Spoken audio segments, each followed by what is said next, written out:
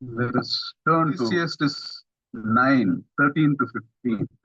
ప్రసంగి గ్రంథం 9వ అధ్యాయం 13 నుంచి 15 వచనాల వరకు ఉన్న వాక్య భాగాన్ని మనం జ్ఞాపకం చేసుకుందాం.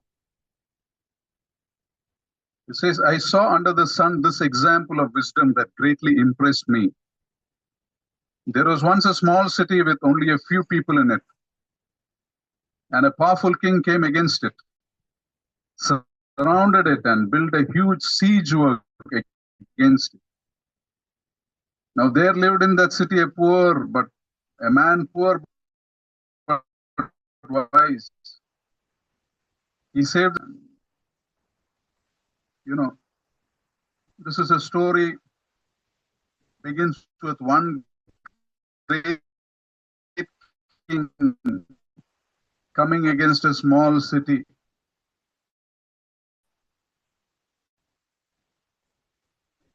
చదవబడిన లేఖన భాగాల్లో మనం చూసినట్లయితే ఒక గొప్ప రాజు Contrast, the city is little, the king was attacking. అన్నిటికి వస్తున్న రాజు మాత్రం చాలా గొప్పవాడు. Great king with a powerful army. గొప్ప రాజు గొప్ప శక్తివంతమైన సైన్యంతో దాడి చేశాడు. The city had no military strength, it had no powerful friends, it had few men. ఆ చిన్న పట్టణం ఉంది. ఆ చిన్న పట్టణంలో వాళ్ళకి గొప్ప సైన్యం ఏమీ లేదు. వాళ్ళకు మంచి బయట నుంచి సహాయం చేసే స్నేహితులు కూడా లేరు. కొంతమంది మాత్రమే ఉన్నారు అందులో. It was not an equal contest. The powerful had come against the powerless. ఒక శక్తివంతుడు శక్తిహీనమైన మరి శక్తి లేని వారి మీదకి యుద్ధానికి వచ్చాడు. Now this little city represents any one of us who's facing problems that are beyond our strength to handle. ఈ చిన్న పట్టణము దేన్ని సూచిస్తా ఉందంటే మనలో ఎవరమైనా సరే మన శక్తికి మించిన సమస్య గుండా మనం వెళ్తూ ఉంటే ఇది చిన్న పట్టణం మనకు సాదృశ్యంగా ఉంది. Many times in life we face situations that look exactly like this. Problems are bigger than the strength we have. చాలా సార్లు మన జీవితాల్లో మనకు వచ్చే సమస్యలు మన శక్తిని మించినవిగా మనకు అనిపిస్తూ ఉంటాయి. Circumstances that are beyond our control. మన చుట్టూ ఉన్న పరిస్థితులు మన నియంత్రణలో లేని విధంగా ఉంటాయి. We live in a world where the powerful constantly tries to take advantage of the weak. మరి బలవంతులు మరి నిత్యము బలహీనుల మీద వారు పెత్తనం చేస్తా ఉంటారు. వారి మీద అజమాయిషి చేయడానికి ప్రయత్నం చేస్తుండే కాలంలో మనం ఉన్నాం. So this story represents every person here who feels that force of something that is greater than himself or herself. కానీ ఇక్కడ కూర్చున్న మనం ఎవరైనా సరే మన శక్తికి మించిన సమస్యతో ఎవరైనా స్త్రీ పురుషుడు మరి బాధపడతా ఉంటే దానికి సంబంధించిన కథ ఇది అనే విషయాన్ని మనం గుర్తించాలి. And here the king construct great siege works. మరి ఇక్కడ that means surrounded them. ముట్టడి వేసి అని రాయబడింది. ఆ పట్టణానికి చుట్టూ ఈ గొప్ప రాజు వచ్చి ముట్టడి వేశాడు. What does siege work mean? ముట్టడి వేయడం అంటే ఏంటి? It means that destruction is inevitable. దాని అర్థం ఏంటంటే నశించిపోవడం తప్పదు అని అర్థం. Siege works is a declaration saying that we are not going to leave you, we are going to tire you out and destroy you. ముట్టడి వేయడం అంటే అర్థం ఏంటంటే మేము మిమ్మల్ని వదిలిపెట్టే సమస్య లేదు, మేము మిమ్మల్ని నశింపజేసే వరకు మిమ్మల్ని వదిలిపెట్టమని అర్థం. So this king had not just come to attack, he had come to dominate and destroy. మరి ఆయన ఈ గొప్ప రాజు మరి దాడి చేయడానికి మాత్రమే కాదు, వారి మీద పూర్తి నియంత్రణ తీసుకుని వారిని నశింపజేయడానికి వచ్చాడు. Some of us may be going through a siege in our own lives. మన జీవితాల్లో కూడా ఎవరైనా ముట్టడి వేసిన పరిస్థితుల గుండా వెళ్తున్నామేమో. It can be a scary illness. అది మనల్ని భయపించే అనారోగ్య పరిస్థితులు కావచ్చు. It can be a crushing financial issue. అది ఏమైనా మనల్ని కలిపివేసే మరి ఆర్థిక సంబంధమైన సమస్య కావచ్చు. It can be a broken relationship. అది ఒకవేళ మన సంబంధాలు చెడిపోయిన పరిస్థితి కావచ్చు. It can be an addiction. అది ఏమైనా మన దురలవాటు ఏదైనా మనము బానిసత్వం అయి ఉండవచ్చు. Or it can be some great injustice that has happened to you. మనకు జరిగిన ఒక గొప్ప అన్యాయం అయి ఉండవచ్చు. Now let's go to, there is an unexpected hero here. ఇక్కడ మరి ఎవరు ఊహించని ఒక కథానాయకుడు కనబడతా ఉన్నాడు. A poor man, but he was wise. మరి ఒక బీదవాడు అయితే ఆయన జ్ఞానవంతుడిగా ఉన్నాడు. He is wise. ఆయన చాలా జ్ఞానం కలిగిన వాడు. And in his wisdom he delivered the city. ఆయన తన జ్ఞానం చేత ఆ పట్టణాన్ని, చిన్న పట్టణాన్ని ఆ గొప్ప రాజు చేతుల నుంచి విడిపించాడు. See the contrast between the king and this poor man. ఈ గొప్ప రాజుకి ఈ బీదవాడైన వ్యక్తికి మధ్యలో ఎంత వ్యత్యాసం ఉందో చూడండి. The king had power, he had authority, he had an army. మరి రాజుకు మరి శక్తి ఉంది, మరి సైన్యం ఉంది, అధికారం ఉంది. This poor man had nothing, ఈ పేదవాడికి ఏమీ లేదు. but he was wise. మరి ఆయన మరి జ్ఞానవంతుడిగా ఉన్నాడు. There's the one thing he had. ఆయనకున్న ఒకటే ఏమిటంటే జ్ఞానము. And this poor man, the Bible says, delivered the city. అయితే ఈ జ్ఞానవంతుడు తనకున్న జ్ఞానం చేత మరి ఆ చిన్న పట్టణాన్ని గొప్ప రాజు చేతుల నుంచి తప్పించాడు. You see, here we see poverty and wisdom placed side by side. మరి ఇక్కడ దారిద్ర్యము మరి జ్ఞానము సమాంతరంగా ఒకదాని పక్కన ఒకటి పెట్టబడినట్టుగా మనం చూస్తాం. We say, if you are wise, you will not be poor. చాలా సార్లు మనం అనుకుంటాము, మనం జ్ఞానవంతులమైతే మనము పేదవారిగా ఉండము అని అనుకుంటాం. If you truly use your wisdom, you will be prosperous. మనము మన జ్ఞానాన్ని సరైన రీతిలో ఉపయోగిస్తే మనం సమృద్ధిలోనికి వస్తాం అని అనుకుంటాం. This poor man delivered the city. అయితే ఈ పేదవాడు ఆ చిన్న పట్టణాన్ని మరి ఆయన విమోచించాడు. Against force, against power, he used his wisdom. ఆ బలానికి వ్యతిరేకంగా మరి ఆయన మీద ఆ పట్టణం మీద చేయబడిన దాడికి వ్యతిరేకంగా ఆయన తన జ్ఞానాన్ని వినియోగించాడు. Now comes a tragedy.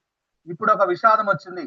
The second part of verse 15 says, yet no one remembered that poor man. అయితే ఈ బీదవాడు తన జ్ఞానం చేత ఆ పట్టణాన్ని విడిపిస్తే, చిన్న పట్టణాన్ని, ఎవ్వరు కూడా ఆ బీదవాడిని జ్ఞాపకం ఉంచుకోలేదని రాయబడింది. The city was rescued, lives were saved, disaster was avoided, but the hero was forgotten. మరి ఒక చిన్న పట్టణం రక్షించబడింది, ఒక పెద్ద ప్రమాదం నుంచి తప్పించబడింది, కానీ ఆ తప్పించిన వాడిని అందరూ మర్చిపోయారు. Now some Bible scholars say that this might be the picture of the Lord Jesus Christ.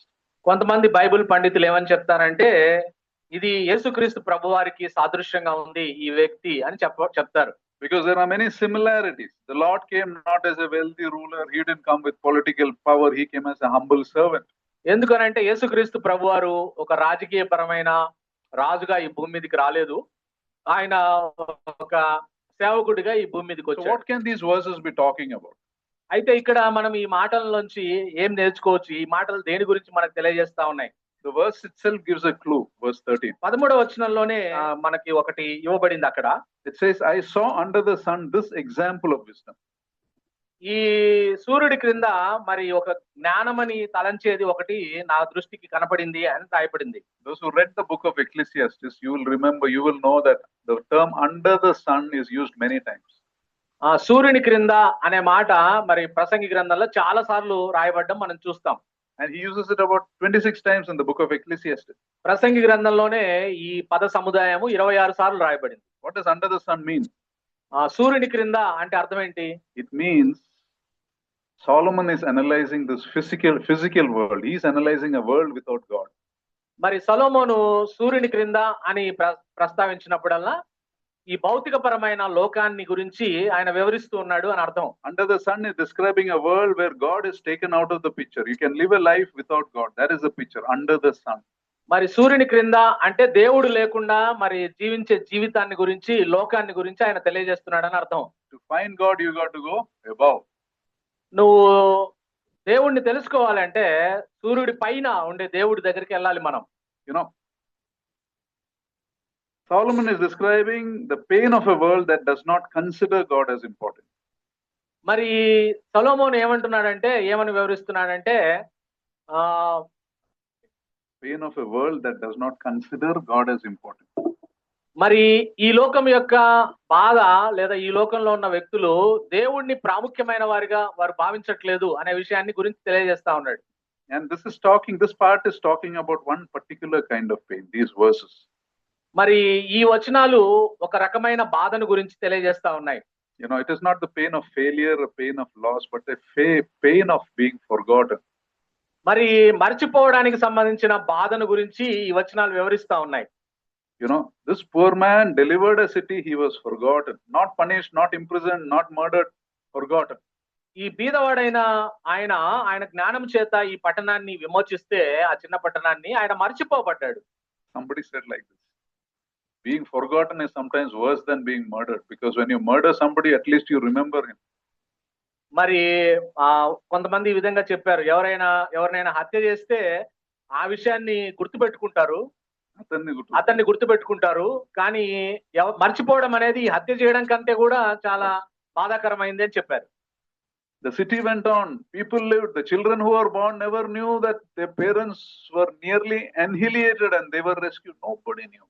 మరి ఎట్లా మర్చిపోయారంటే ఆ తరంలో ఉన్న వాళ్ళు మర్చిపోయారు. వాళ్ళ తర్వాత పిల్లలు కూడా ఒక పెద్ద ప్రమాదం వచ్చింది, ఆ ప్రమాదంలో ఆ తరమంతా తుడిచిపెట్టుకుని పోయేవాళ్ళు, అయితే వాళ్ళని కాపాడబడ్డాడు అనే విషయము వాళ్ళు మర్చిపోయారు, వాళ్ళ పిల్ల తరం కూడా మర్చిపోయారు. The children had no idea that they are alive today because someone stood in the gap మరి many years back. వాళ్ళ తల్లిదండ్రులు కనుక సంహరించుంటే ఇప్పుడు వాళ్ళు ఉండేవాళ్ళు కాదు, ఆ తరం ఉండేది కాదు అనే విషయం కూడా ఆ పిల్లలకు తెలియదు. Now we don't know how the poor man felt. అప్పుడు ఆ పేదవాడు, ఆ బీదవాడు ఎలా మరి ఏ విధంగా దానికి ప్రతిస్పందించడం మనకు తెలియదు, రాయబడలేదు. But this story is a picture of one of the greatest frustrations we can face in life. మన జీవితాల్లో మనం ఎదుర్కొనే ఒక రకమైన మరి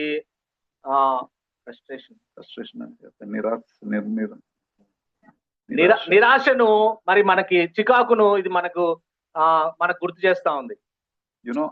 It's a picture to tell us that the faithful work you do does not necessarily mean that life will be fair with you. కాబట్టి మనం నమ్మకంగా పనిచేసినంత మాత్రాన జీవితం మనతో మంచిగా ఉంటుంది అనే విషయాన్ని మనం ఆలోచించకూడదు. If you help somebody, that does not guarantee you that the person will help you in return. He will not even acknowledge your help. ఎవరికైనా మనం సహాయం చేస్తే తిరిగి ఆ వ్యక్తి నుంచి మనకు సహాయం పొందుకుంటాము అనే ఆలోచన మనం చేయకూడదు. కొన్నిసార్లు ఆ వ్యక్తి కృతజ్ఞత కూడా చూపించకపోవచ్చు మన నుంచి సహాయం పొందిన వ్యక్తి. You can be loving to your spouse, but that does not guarantee that your spouse is going to love you in return.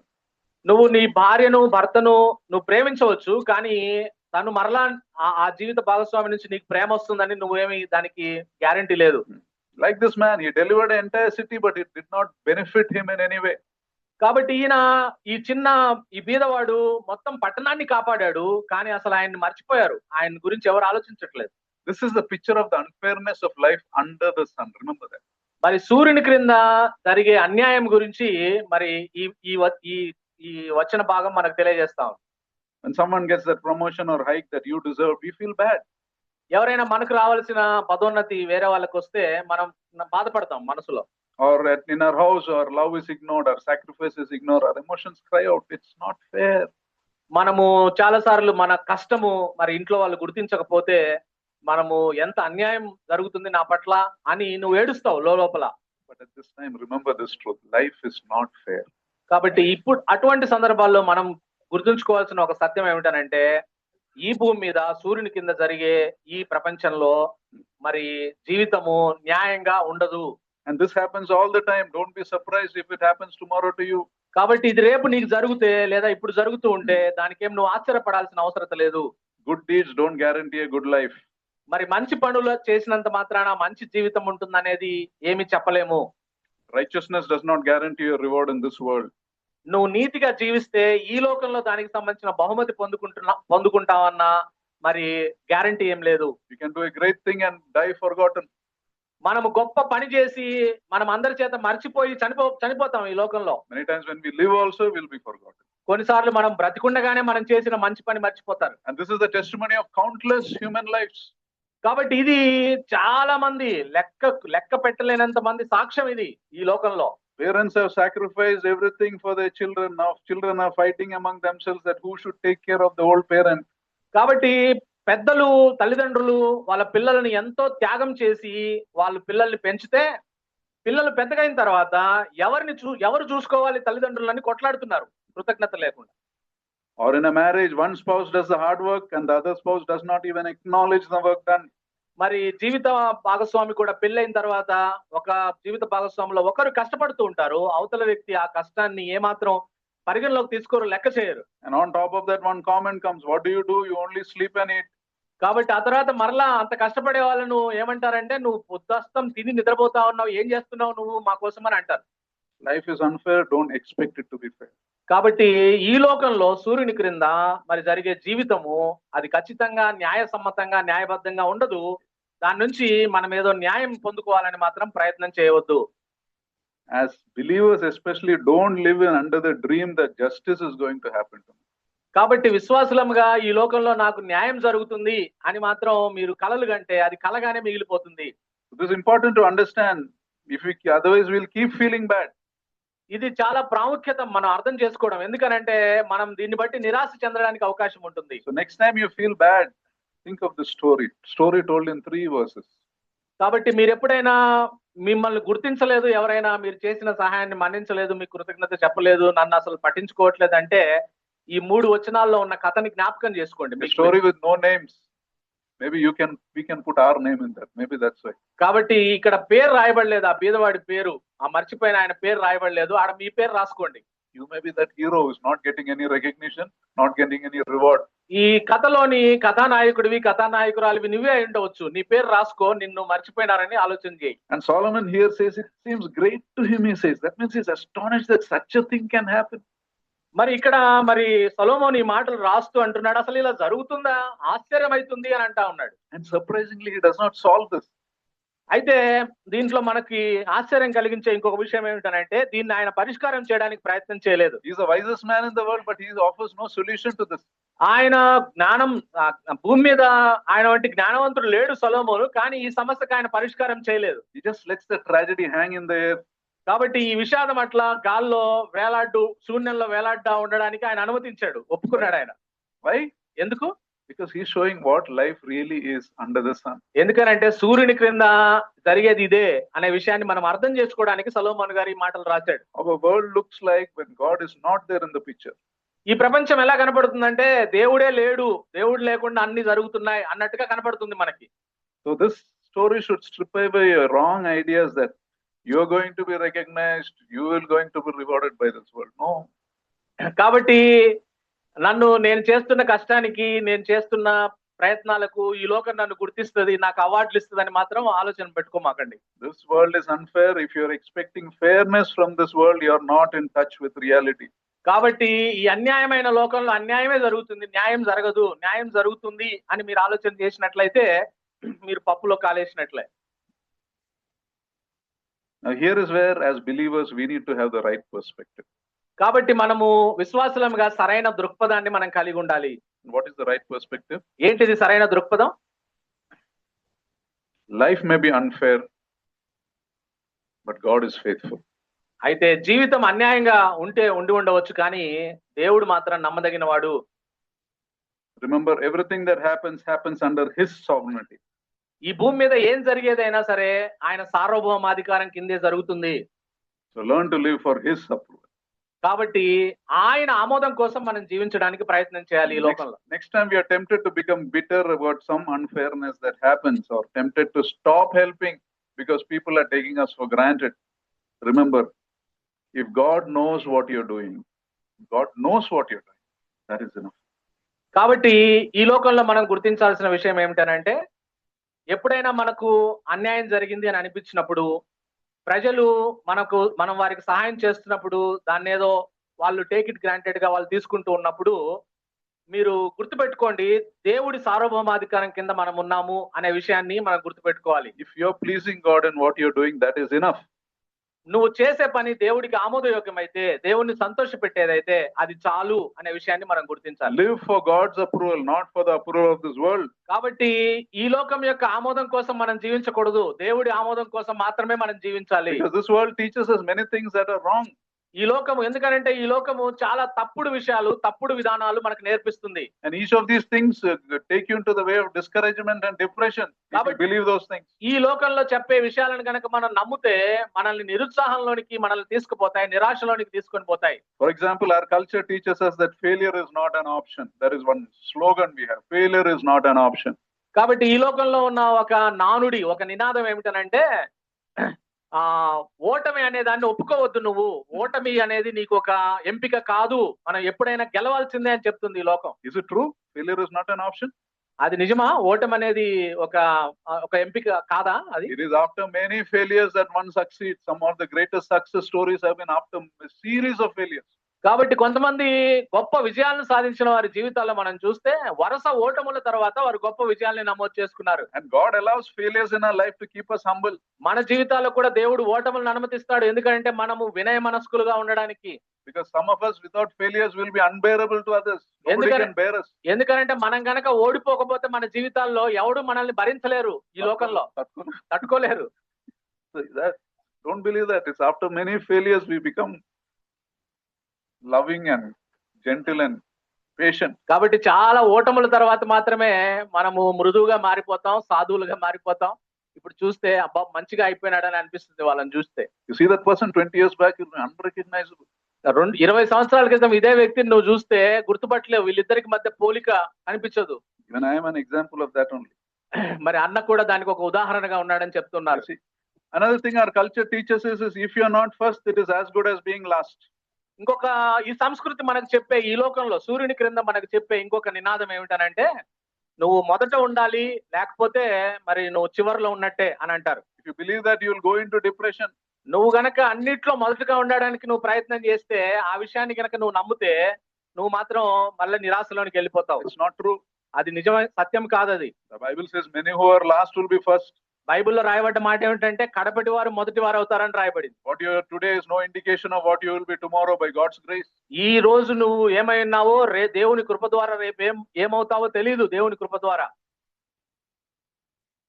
Another thing our culture teaches us is if you are not somebody, then you are a nobody. ఇంకా మనకి సంస్కృతి ఈ సూర్యుని క్రింద మనకు నేర్పించే విషయం ఏమిటంటే నువ్వు ఏదో ఒకటి కాకపోతే నువ్వు ఏమీ కానట్టే అని చెప్తారు. You need to have significance.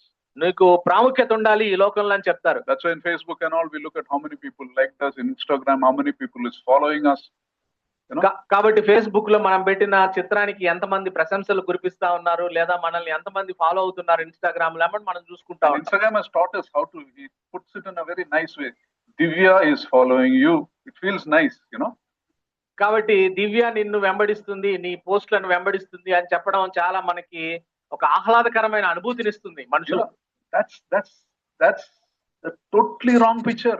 అది వాస్తవంగా సంపూర్ణ విరుద్ధమైన చిత్రం అది. Nobody is following anybody. ఎవరిని అనుసరించరు. One person was being proud to his wife. He said,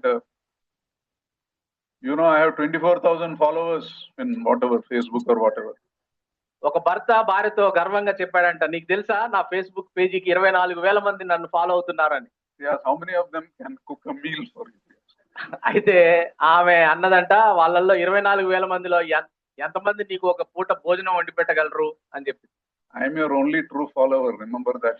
కాబట్టి నేను మాత్రమే నీ జిహ్వ చాపల్యానికి తగ్గట్టుగా నేను వండి పెడతా ఉన్నా, కాబట్టి నేనే నిన్ను ఫాలో అవుతున్నా, వాస్తవంగా వాళ్ళందరూ కాదు అని చెప్పారు. If you're not a somebody or nobody, that's not true.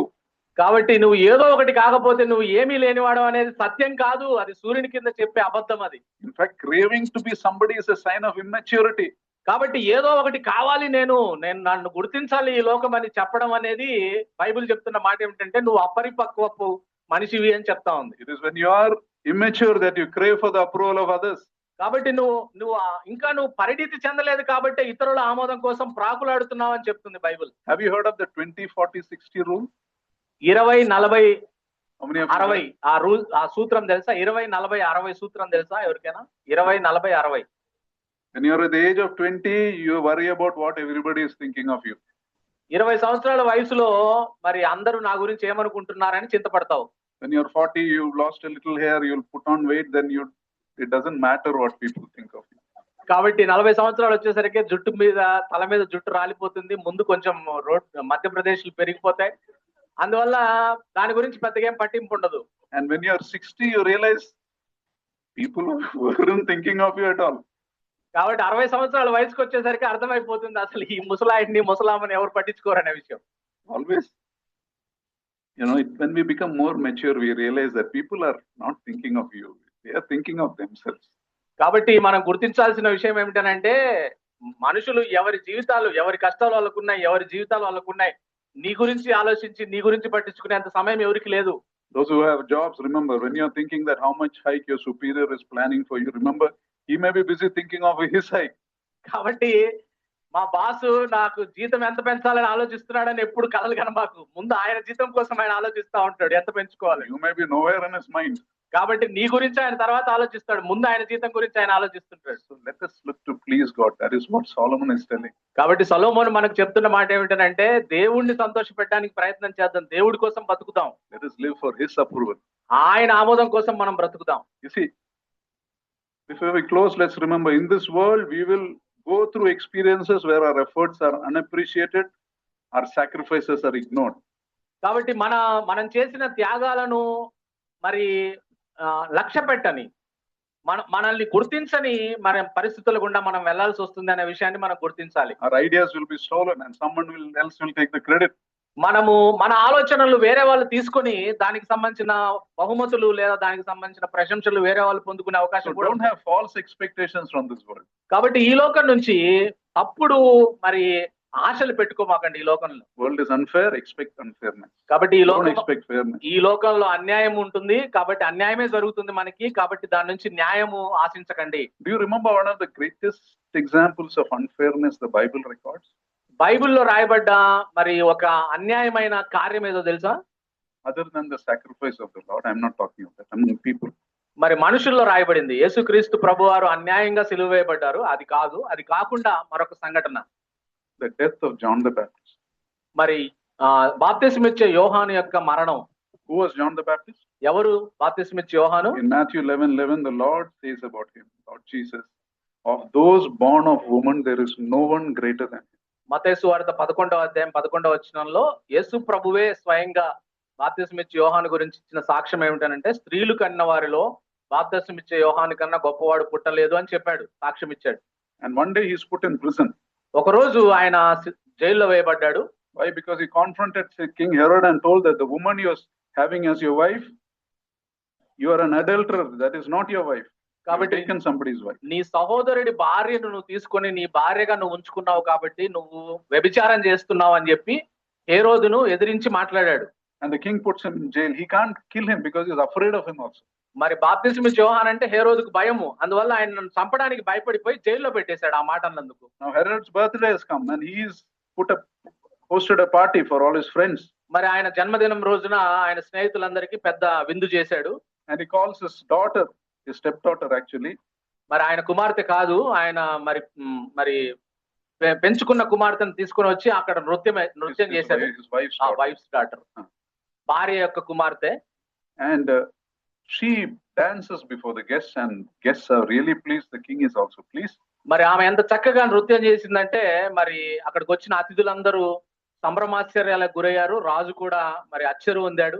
And he tells, he's drunk now. When he's drunk, you tell a lot of things. He says, ask for anything, even half of the kingdom I'll give you. ఆయన ఉప్పొంగిపోయి మరి నువ్వు ఏదైనా అడుగు, సగం రాజ్యం అడిగినా కూడా నీకు ఇచ్చేస్తాను అన్నాడు ఆ అమ్మాయితో. And the girl goes to her mother and asks, oh, the king is asking me this. What should I ask him? And the mother says, ask the head of John the Baptist. ఆ అమ్మాయి పరిగెత్తుకుంటూ వాళ్ళ అమ్మ దగ్గరికి వెళ్ళింది. వాళ్ళ అమ్మ దగ్గరికి వెళ్ళి అడిగింది, ఇట్లా రాజు నన్ను అడిగాడు ఏం కావాలో కోరుకోమని, ఏం అడగమంటావో చెప్పు అని వాళ్ళ తల్లిని అడిగింది. She goes and asks the king, I want the head of John the Baptist in a platter. కాబట్టి ఒక పళ్ళెంలో బాప్తిస్మిచ్చే యోహాను తల అడుగు అని వాళ్ళ అమ్మ చెప్పినప్పుడు వచ్చి రాజును అడిగింది ఆ మాట. They would have been silent. Herod would have been shocked, but he can't say no now. He said, go get the head. మరి ఆ మాటకి మరి నిర్ఘాంతపోయి ఉంటాడు హేరోదు, ఆ సమాధానం ఆ పాప దగ్గర నుంచి వస్తుందని. అయితే ఏమీ చేయలేని పరిస్థితి, ఆజ్ఞాపించాడు. హేరోదు తల కొట్టి పల్లెంలో పెట్టి, బాప్తిస్మిచ్చే యోహాను తల కొట్టి పల్లెంలో పెట్టి తీసుకొని రమ్మని హేరోదు ఆజ్ఞాపించాడు. Executioners go and get his head. మరి వెళ్ళి ఆ తలను నరికి తీసుకొని రండి, ప్లేట్ లో పెట్టి అని చెప్పాడు. Just think of it, the greatest man in the world. That's how he dies. మరి ఈ ప్రపంచంలోనే స్త్రీలు కన్న వారిలో అంత గొప్పవాడు పుట్టలేదని చెప్పిన వ్యక్తి ఎలా చనిపోయాడు? అంత భయంకరంగా చనిపోయాడు. Is it fair? అది నిజంగా న్యాయమా బాప్తిస్మిచ్చే యోహాను పట్ల? Some foolish girl dances and you give the head of the greatest man. ఒక మూర్ఖురాలు మరి డాన్స్ వేస్తే ఆ డాన్స్ కు బహుమతిగా మరి అంత గొప్ప దేవుని సేవకుడి తలను పల్లెల్లో పెట్టి ఇవ్వాలా? If you were at that place where they were cutting the head, what would you say? మరి ఆ స్థలంలో గనక నీవుంటే మరి నువ్వు ఏం మాట్లాడతావు? You know, everything with, whether you say or not, everything within your Christ. He didn't do anything. She just danced and you're going to kill him. ఆ అమ్మాయి కేవలం నృత్యం చేసింది అంతే. ఆ నృత్యానికి బహుమతిగా ఇంత గొప్ప దేవుని సేవకుడి తల నరికి ప్లేట్లో పెట్టి ఇవ్వాలా? That is what this world is unfair.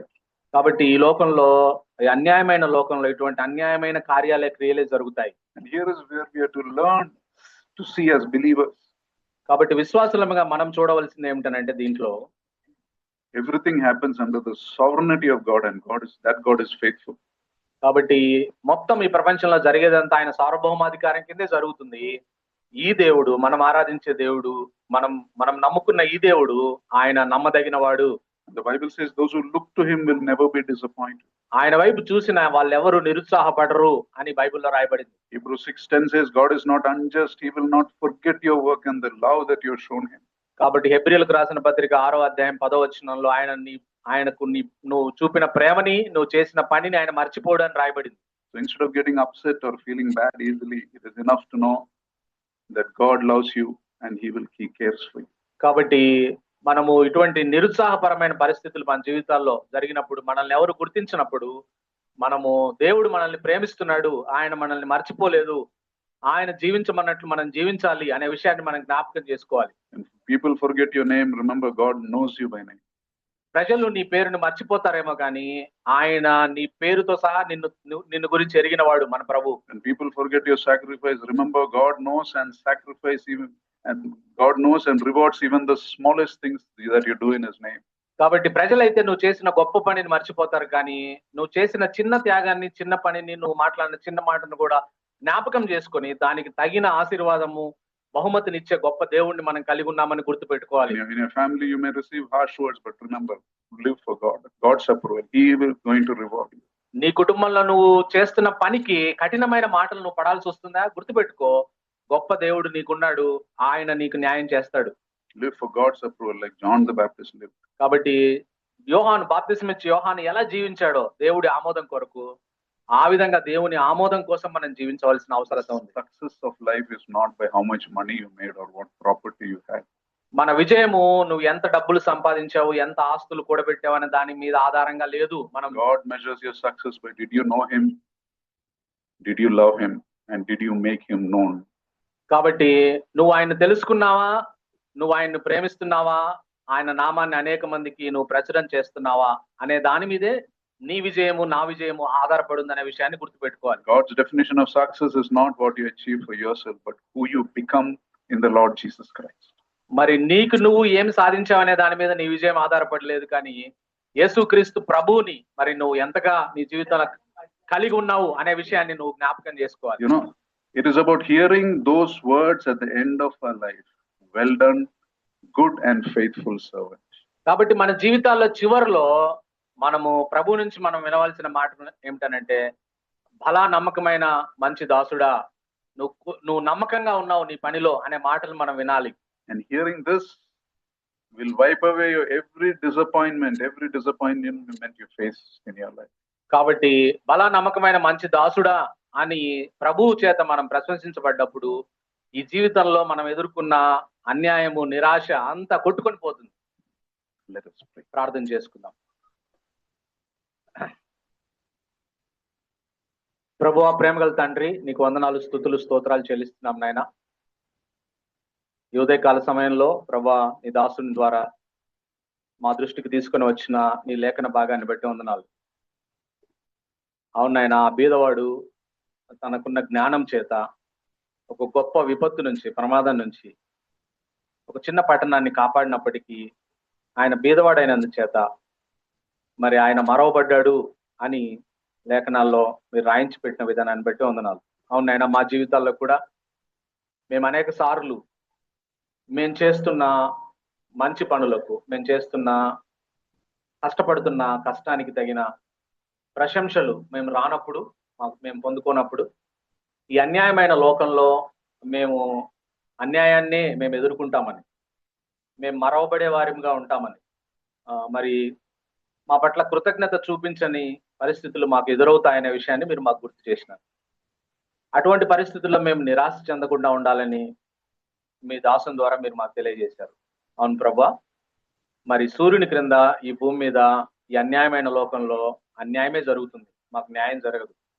అయినప్పటికీ కూడా ప్రభా, మీరు సార్వభౌముడై ఉన్నావని, మీరు సింహాసనం మీద అధిష్ఠితుడై ఉన్నావని, మీరు సర్వం మీద అధికారం కలిగి ఉన్నావని ప్రభా, మరి మీరు జీవించమన్న రీతిగా మేము ఎటువంటి నిరుత్సాహపడకుండా, మేము ఈ లోకంలో మనుషుల ఆమోదం కోసం కాకుండా ప్రభా, మేము మీ ఆమోదం కోసం జీవించాలని, మిమ్మల్ని మేము తెలుసుకోవాలని, మిమ్మల్ని ప్రేమించాలని, మిమ్మల్ని అనేక మందికి తెలియజేసే పనిలో మేము నిమగ్నం అవ్వాలని, ఏమాత్రం నిరుత్సాహపడకుండా మేము ఆ విధంగా మీరు మాకు చెప్పిన విధానంలో మేము జీవిస్తే తర్వాత మీ చేత మేము ప్రశంసించబడతామని, మీ చేత మేము బహుమతి పొందుకుంటామని. ఈ లోకం మమ్మల్ని మర్చిపోతుంది కానీ మీరు మమ్మల్ని మర్చిపోరనే విషయాన్ని ప్రభా మీరు మాకు జ్ఞాపకం చేసినారు. అందుని బట్టి మీకు వందనాలు. నువ్వు నమ్మదగిన దేవుడవు ప్రభా, నువ్వు న్యాయవంతుడవు ప్రభా, న్యాయం చేసే దేవుడవు మాకున్నావు కనుక మేము ఈ లోకం వైపు చూసి నిరుత్సాహపడకుండా ప్రభా, నీ వైపు నిత్యం చూస్తూ ప్రభా, నీ వాక్యం ద్వారా మేము ప్రేరేపించబడి నీ వాక్య ప్రకారం జీవిస్తూ, మమ్మల్ని జీవించమన్న జీవితాలు మేము జీవిస్తూ, ఒకరోజు మీ ఎదురుగా నిలబడి మా పీసీఎన్జే ఫెలోషిప్ చర్చ్ లో ఉన్న విశ్వాసులముగా మేమందరం బలా నమ్మకమైన మంచి దాసుడా అని నీ చేత ప్రశంసించబడ్డానికి, నీ చేత మేము బహుమతిని తీసుకోవడానికి, నీ వైపు నిత్యత్వం వైపు చూసేవారంగా మేము ఉండడానికి మాకు సహాయం చేయమని అడుగుతూ, సమస్త ఘనత మహిమ ప్రభావాలు మీకు ఆరోపిస్తూ మా ప్రభువును మీ ప్రియకుమారుడైన యేసుక్రీస్తు పుణ్యనామంలో మిక్కిలి వినయంగా బతిమాలి ప్రార్థిస్తున్నాను తండ్రి. ఆమేన్. Amen. Now to him who is able to keep you from falling and to present you before his glorious presence without fault and with great joy, to the only God our Savior be glory, majesty, power and authority through Jesus Christ our Lord before all ages, now and forevermore. Amen.